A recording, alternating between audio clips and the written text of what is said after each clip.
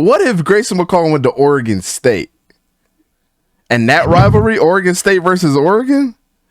That's interesting. I'm telling you, bro. If he goes to Oregon State, I'm circling that game on the calendar. We watching that live. We're gonna stay on the quarterback train here. Where does Grayson McCall go? Coach, I'll start with you, man. There's a couple of schools out there that need quarterbacks, and I know people harp on Grayson McCall as a good quarterback, but if he goes to a Power 5 school, I think this is a good move for him. But also I think it's a bad move too, because now it's like, dude, you were known, like when you think about Coastal Carolina, who you think about? Grayson McCall. Even when Isaiah Likely was there, it was the Grayson McCall show. It just is what it is. But I think this is a great move that he wants to go out to a Power 5 school somewhere, and he's going to start because he has the stats and everything to back it up. They were 9-1 until they lost against whatchamacallit this year. They should have been in the top 25, and as soon as we started mentioning it, they lost. But Coach, I'll start with you. Where do you think Grayson McCall goes? Well, when you think about, I think about like we was last night thinking, what schools could he end up? What schools are open for that needs a quarterback? Like I look at someone like Oklahoma State. Spencer Sanders is leaving, playing in the Big 12, which is a pretty one of the Power 5 conferences. I think that would be a good fit with him. I think that would be a good fit right there. I'm gonna go with Oklahoma State. I'm gonna just go with Oklahoma State. But it's many schools that need quarterbacks though. But I'm gonna go Oklahoma State. You gotta think about the fact that Grayson McCall was awesome, but they did run a heavy run pass option offense in Coastal Carolina too. So you talk about athletic quarterbacks. Just to put that on the radar. But Fishing, where do you think he goes? It's tough. Like Coach said, it depends who needs quarterbacks. Oklahoma State's a good one. Missouri's a good one. Is Spencer Rattler leaving? That's right next door. He's in transfer portal now. Yeah, so that's right next door. He can go to South Carolina. They take him easily. But I mean, dude has built up such a reputation. He could go anywhere in the country that he wants to that needs a quarterback. Really, I mean, Notre Dame needs one. UCLA is going to need. There's plenty of teams. It just really depends where he's going to fit in and how far he wants to go away from home, and it just depends. I think this is one of the most wide open ones, maybe other than Devin Leary, just because he's so well known, and his chance to get in the Power 5 and prove himself not only could make him like just big time in the NFL draft, but he can prove himself for a big time program. Like I think it's one of the biggest transfer quarterbacks out there right now. Grayson McCall is probably the most consistent quarterback in the transfer portal. So he's played, and he'll play another 11-game season, so he doesn't get hurt like that. So 2020 threw for 2,400 yards. 2021 threw for 2,800 yards. This year he's already thrown for 2,600 yards. His touchdown totals consistent. 26 touchdowns passing, 27 touchdowns passing, 24 touchdown passing this year. Interceptions stay consistent. 3 interceptions, 2 interceptions over the last 3 years. And he actually slowed down in his running ability this year. He's at 183 yards. The year before, 290. 2020, 569. He's got 16 total rushing touchdowns. So now here's the most impressive thing. We know that Coastal Carolina runs a RPO system. Grayson McCall is throwing at a 70% completion percentage in his career. Staggering. And I know that somebody mentioned Oklahoma. What's his name? Dylan Gabriel. Dylan Gabriel's not going anywhere. Dylan Gabriel's a good quarterback too. They're going to stick with him unless they want to bring somebody in, but you're not going to bring Grayson McCall in to be a backup. Yeah. You have to guarantee him that he's going to be the starter.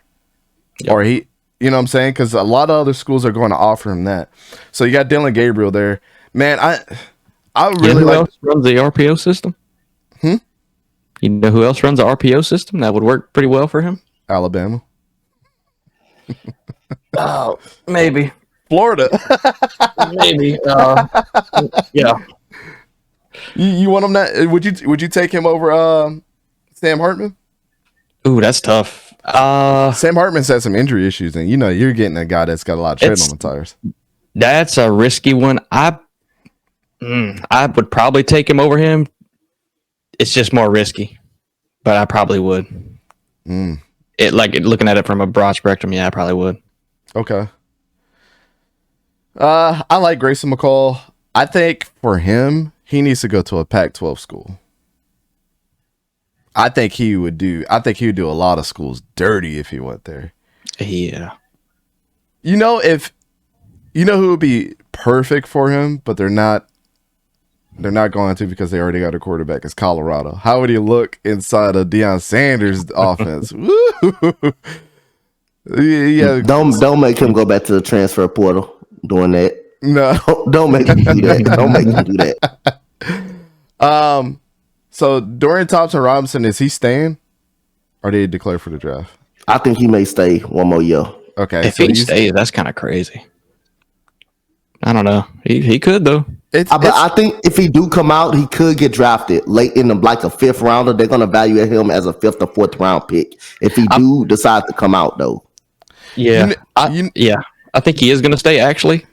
Mainly because and this is conspiracy, but DJ Ukulele was projected to go to UCLA, and then his brother dropped his top 3, and they weren't in it. I'm thinking it's because they're a package deal, and UCLA is going to keep DTR. So maybe that might be true. Yeah, I haven't heard anything. Maybe because Bo Nix is going to stay too, right? He's going to use his COVID red shirt this year. This man started for 5 years. Well, with COVID, you get a 6th year.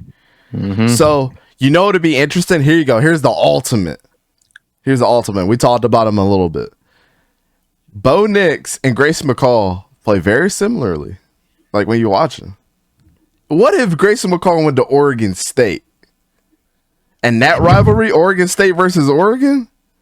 That's interesting. I'm telling you, bro, if he goes to Oregon State, I'm circling that game on the calendar. We watching that live.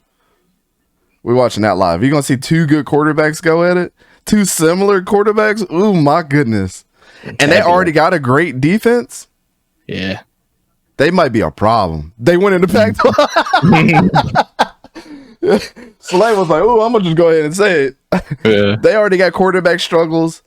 That's an automatic guarantee that he's gonna start. You between 2 guys right now. Grayson McCall comes there, he's an automatic starter.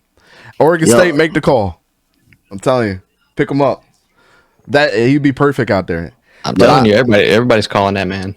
Everybody. Is Cam Rising a senior? Is he coming out? I think he's declaring for the draft. Ooh, boy, I would love to see him go to Utah with that run with Tavierre Thomas. Hey, that running game and that defense too. Too. Oh my goodness, he'll be dangerous in Utah. He'll be dangerous.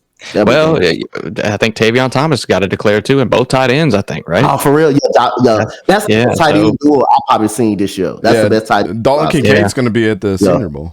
Yeah, hey, let's go. Oh, I can't wait, bro. I'm gonna search him out. Hey, big fan. Hey, big man. Big fan. We got you high on our drop boy. You're my top 10 players coming out this year, straight up.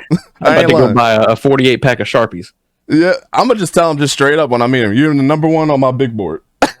On the big board. Sign this hat, yo. Oh man, that's crazy. Oregon State's defense made Caleb Williams look not so Heisman worthy. Yeah. Mm-hmm. They're good. That's what we were saying with Reflect last night. Michael Penix Jr. looked like trash against them.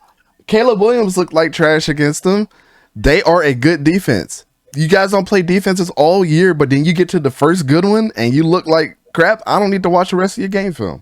It just think about it. He didn't have to play. I don't think Penix had to play Utah either.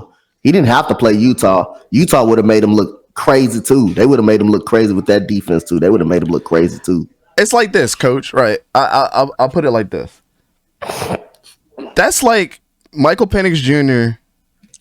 is playing like Michael Penix Jr. is the Browns, right? No, we'll say the Texans. Michael Penix Jr. is the Texans. The Texans suck. But if the Texans play Alabama when Alabama was good every year, I think the Texans are going to win 9 out of the 10 games that they play. Right? That is Michael Penix Jr. against Oregon State. Like, don't let the wool get pulled over your eyes. There's still a good, Oregon State's still a good defense. That's what I'm trying to get at.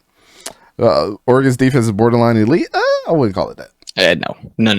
It's still the Pac-12. They play other Pac-12 teams. I think if you put Oregon State again in the SEC, they're top 60 maybe.